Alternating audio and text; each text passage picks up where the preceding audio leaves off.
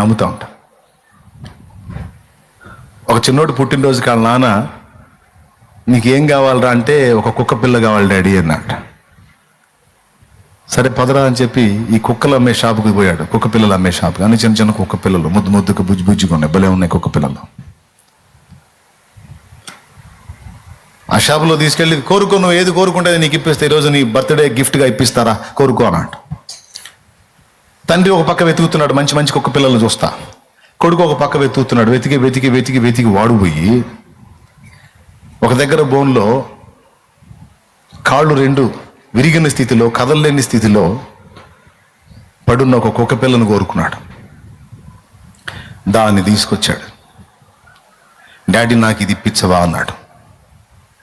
ఆ షాప్ వాడు అన్నాడు, బాబు ఇన్ని అందమైన మంచి కుక్క పిల్లలు ఉంటే అది కాళ్ళు ఇరిగిపోయింది, సరైనటువంటి రూపం లేదు, దానికి వికారం ఉంది, తిండి లేక ఎండిపోయింది, రేపో మాపో సచ్చేటట్టుంది, అసహ్యంగా ఉంది, అదెందుకు పనికొచ్చింది బాబు, దాన్ని అక్కడ పడేనానా, చచ్చిపోతే పడేస్తాం, నీకు మంచిది ఏదన్నా చూసి కొనుక్కో అన్నాడు.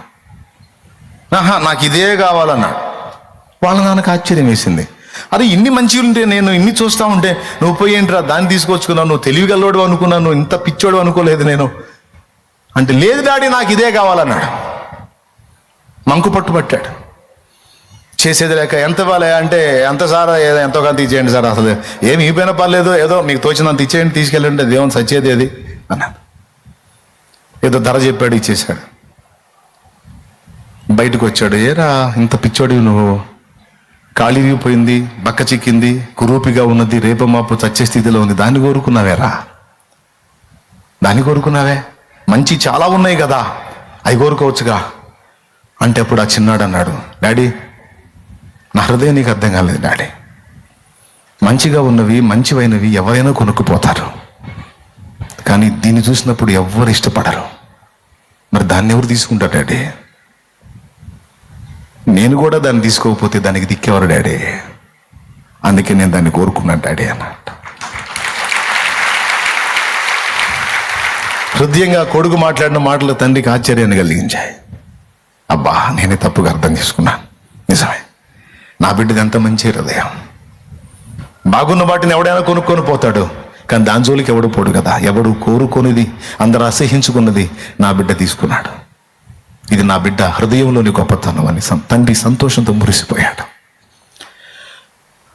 అది ఒక కల్పిత గాథ అయి ఉంటే అది కూడా నీ హృదయాన్ని కదిలించింది, కానీ ఒక యథార్థ గాథ చెప్పనా, ఆ కుక్క పిల్ల కంటే ఇంకా అసహ్యంగా ఉండి నశించిపోవడానికి దగ్గరగా ఉన్న మనల్ని వెతుక్కుంటూ దైవకుమారుడు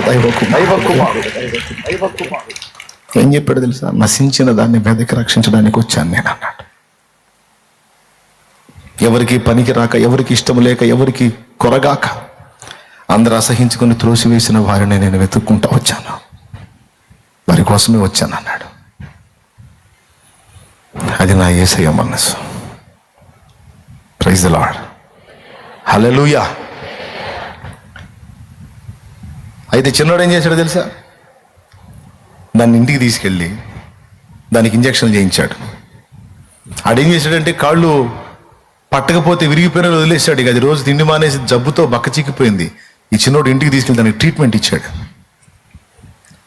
ఆ డాక్టర్ని కనుక్కొని దానికి మెడిసిన్స్ వాడి కొద్ది రోజుల్లో దాన్ని రెండు కాళ్ళు మళ్ళీ లైన్లోకి వచ్చేటట్టు చేసి దానికి చక్కగా ఆహారం పెట్టి బలపరిస్తే ఆ కురూపిగా ఉన్న కుక్క పిల్ల అక్కడున్న అటన్నిటికంటే అందమైన కుక్క పిల్ల తయారైంది.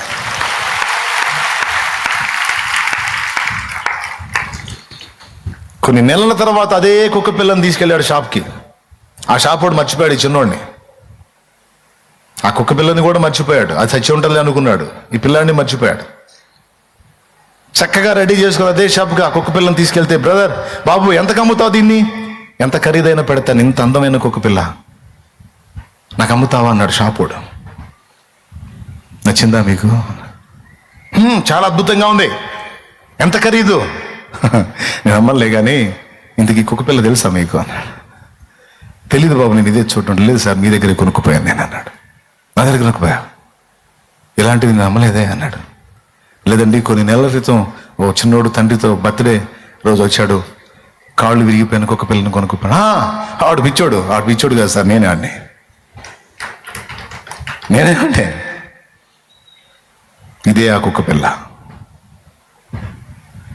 ఆడికి ఆశ్చర్యం, అరే ఎంత బాగా చేసావు దీన్ని.